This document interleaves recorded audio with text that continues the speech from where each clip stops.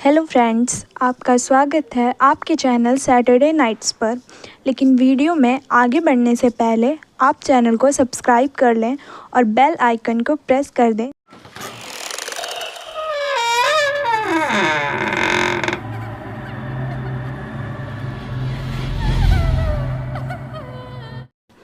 उत्तराखंड के मध्य गढ़वाल इलाके के दो भाई जो कि देहरादून में रहकर अपनी ग्रेजुएशन की पढ़ाई कर रहे थे, वो अपने सेमेस्टर एग्ज़ाम ख़त्म होने के बाद छुट्टियां मनाने अपने गांव में वापस आए थे। गांव में बिजली भी ज़्यादा नहीं रहती थी और मनोरंजन के साधन भी कम थे। इसी कारण वो वहाँ बोर होने लगे। एक रात जब दोनों भाई सोने जा रहे थे तो छोटा भाई बोलता है, भैया क्यों ना हम लोग कहीं घूमने जाएं। ये सुनकर बड़ा भाई बोलता है, हाँ कल हम लोग अपने गांव के पीछे वाले पहाड़ पर ट्रैकिंग करने चलते हैं और रात होने से पहले वापस भी आ जाएंगे।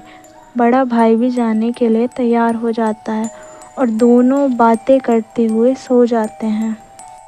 लेकिन दोनों इस बात से अनजान थे, आगे जो कुछ भी उनके साथ होने वाला था वो उनकी ज़िंदगी का एक डरावना किस्सा बनकर रह जाएगा और वो इसे कभी भुला नहीं सकेंगे। अगली सुबह दोनों भाई जल्दी उठ जाते हैं और अपनी घूमने की तैयारियों में लग जाते हैं। दोनों भाई अपने मम्मी और पापा से इजाज़त लेते हैं और निकल जाते हैं उसी पहाड़ की ओर।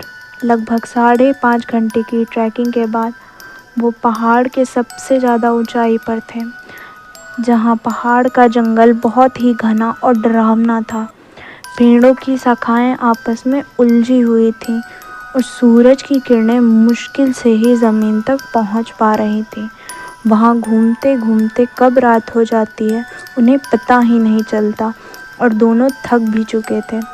अब वापस घर पहुंच पाना संभव नहीं था। दोनों भाई आपस में विचार करके सोचते हैं कि क्यों ना यहीं पहाड़ पर कोई अच्छी सी जगह देखी जाए जहाँ पर रात में ठहर सकें। थोड़ी दूर चलने पर उन्हें एक टूटा फूटा घर दिखा। दोनों उस घर के पास जाते हैं।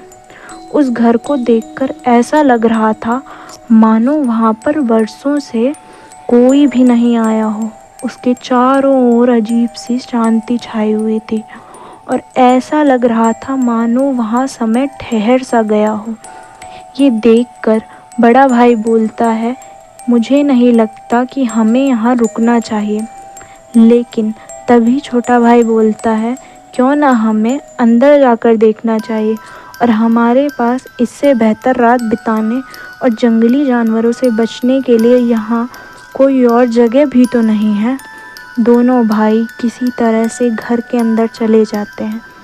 अंदर जाने के बाद उन्हें वहाँ पर एक चारपाई दिखती है जिस पर बहुत धूल और मकड़ी का जाला लगा हुआ था।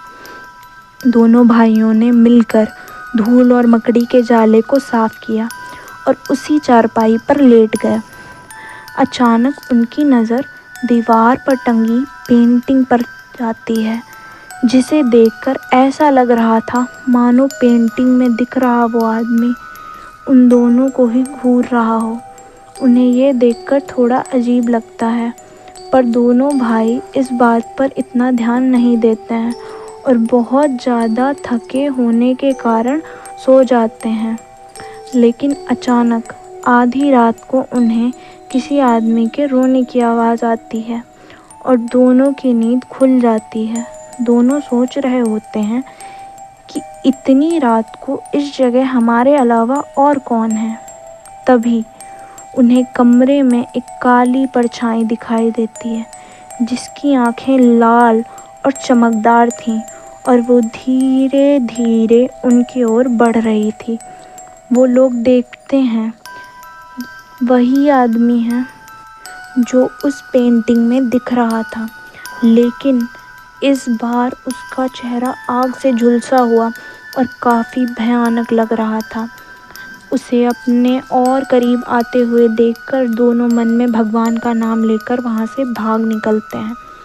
भागते भागते वे जंगल के उस हिस्से में पहुँच जाते हैं जहाँ से उन्होंने इस पहाड़ के जंगल में प्रवेश किया था।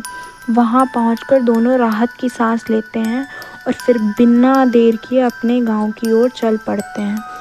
सुबह के समय तक वे अपने गांव की सीमा तक पहुंच जाते हैं और घर पहुंचने पर देखते हैं उनके माता पिता उन्हीं लोगों का इंतज़ार कर रहे थे। दोनों भाई अपनी आप बीती अपने पेरेंट्स को सुनाते हैं। पूरी कहानी सुनने के बाद उनकी माँ बोलती है, बेटा अब तुम लोग वहाँ जाना तो दूर बल्कि उस जगह का नाम तक मत लेना। माँ की बात सुनकर दोनों भाई सिर हिलाकर अपनी सहमति जताते हैं। दोनों की छुट्टियाँ ख़त्म हो जाती हैं। दोनों देहरादून लौट जाते हैं अपनी बची हुई पढ़ाई पूरी करने, लेकिन इसके बाद दोनों कसम खाते हैं कि अब कभी भी वो लोग उस मनहूस जगह पर नहीं जाएंगे। इस घटना को हुए आज कई साल बीत गए, लेकिन आज भी दोनों भाई इसे भुला नहीं सके हैं। आपको ये कहानी कैसी लगी हमें कमेंट बॉक्स में लिखकर बताएं और आगे भी ऐसी दिल दहला देने वाली कहानी सुनने के लिए हमारे चैनल को सब्सक्राइब करें।